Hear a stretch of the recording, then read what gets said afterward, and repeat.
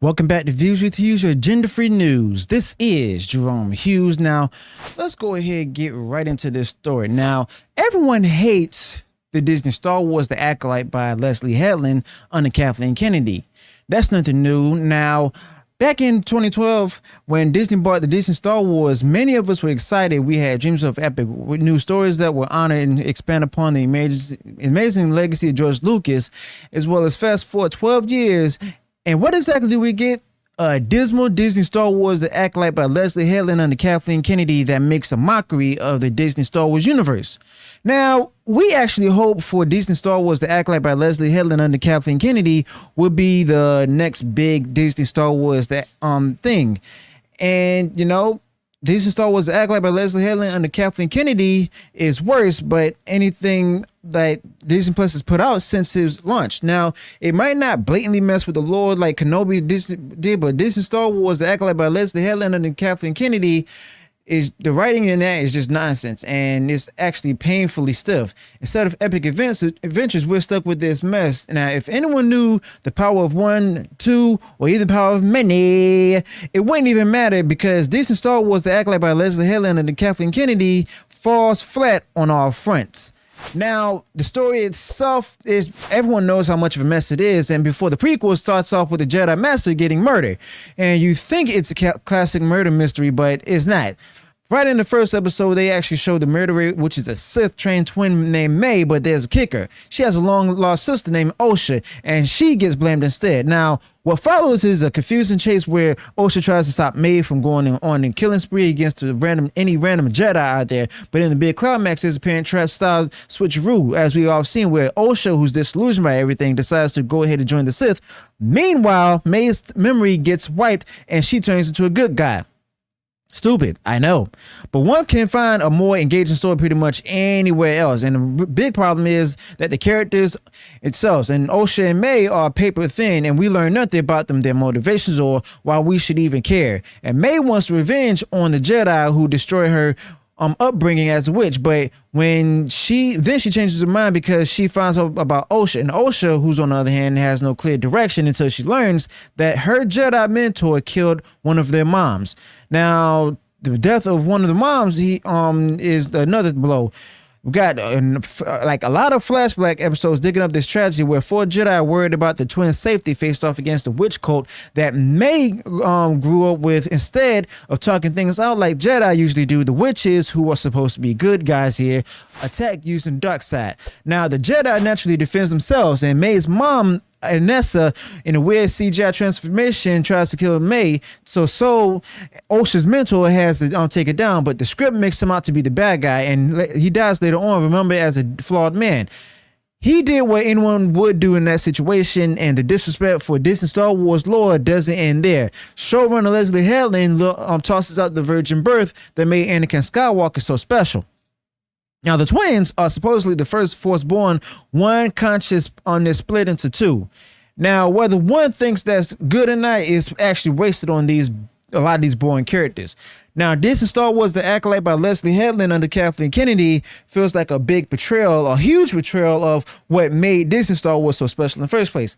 Now, when everyone was a kid, seeing Luke Skywalker gazing at those twin suns was a moment of pure wonder. The Force wasn't just a cool power, it was just a symbol of hope and a call to stand up for what's right. And it inspired us and millions of others. But now, they've actually turned the Jedi into these deeply conflicted, almost unrecognizable figures, and made the villains seem more sympathetic, which just doesn't even sit right at all. And it's like they've taken everything everybody loved about the original trilogy, twisted it into something like really unrecognizable, like the lightsaber battles, which like usually these different displays of combat have now turned into awkward, clumsy martial arts routines with lightsabers that look like glow sticks, and everyone longs for the days when the good guys were clearly defined, the heroes, the bad guys were clearly defined as villains. And this kind of trend of moral ambiguity in the Star Wars, Disney Star Wars The Acolyte by Leslye Headland and Kathleen Kennedy might be fashionable today, but it just feels like all jaded and hollow. And watching it was like basically unwrapping coal for Christmas, and then finding, a lot of codes instead of a gift you were hoping for. And it's also sad and leaves everybody, nostalgic for a straightforward, inspiring, decent Star Wars that we all grew up with. And quite frankly, the decent Star Wars, the Acolyte by Leslye Headland under Kathleen Kennedy, is abysmal. I'm looking forward to the ratings and stuff to see how it all plays out, because of the fact of the matter is, we've seen Rotten Tomato scores and stuff, which got a bit of a brief boost, by the way, which is now at about around 15% or so. It could be higher than that by now, because of the fact that now we're seeing that they're trying to force numbers. So that way they can go ahead and bring on the season 2 of Disney Star Wars, The Acolyte.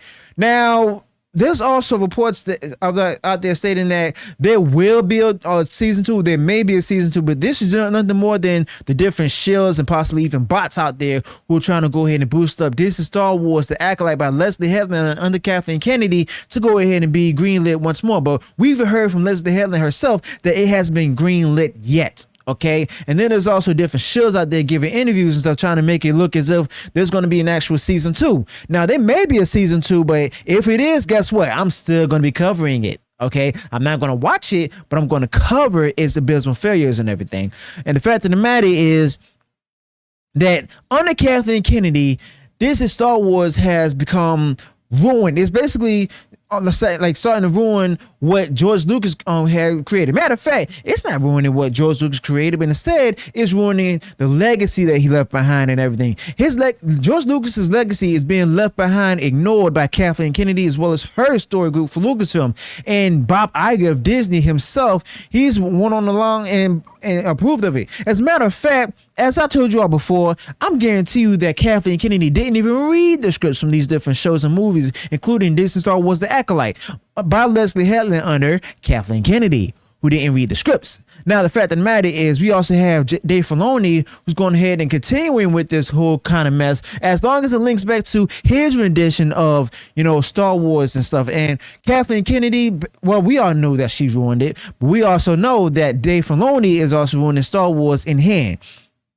And basically, Dave Filoni is actually ruining Star Wars. Just go ahead and make it his Star Wars, going back to the animated series with the Clone Wars as well as even Rebels, which a lot of people, basically it's been a mixed review with both of those. But at the same time, we're seeing with the live action of the forms of the Dave Filoni Star Wars rendition with Ahsoka and stuff, and that the ratings weren't really good, the reviews weren't really good either. And the fact of the matter is, This is Star Wars: The Acolyte is the worst reviewed show on Disney Plus, and this shows that Kathleen Kennedy and Leslye Headland and others and Dave Filoni should actually pay attention to this. But guess what? They're not. Well, they are paying attention. It's just that they don't care. Simple as that. And the fact of the matter is, this whole DEI money that they're getting, the bounty, the diversity bounties that they're getting for Disney and stuff, all that money is going to run out soon. When it's going to happen, I don't know. But I'm actually looking forward to seeing that and stuff, because even I'm curious. So let me know your thoughts about this in the comments below. Also, be sure to include any additional thoughts you may have this particular topic. If you enjoy what I shared in this video, go ahead, smash the like button, share far wide across social media. And if you haven't done so already and you enjoyed all the content that I put out there, go ahead, subscribe to the channel, click the bell notification, so that way be notified of future uploads and updates. Till then, peace.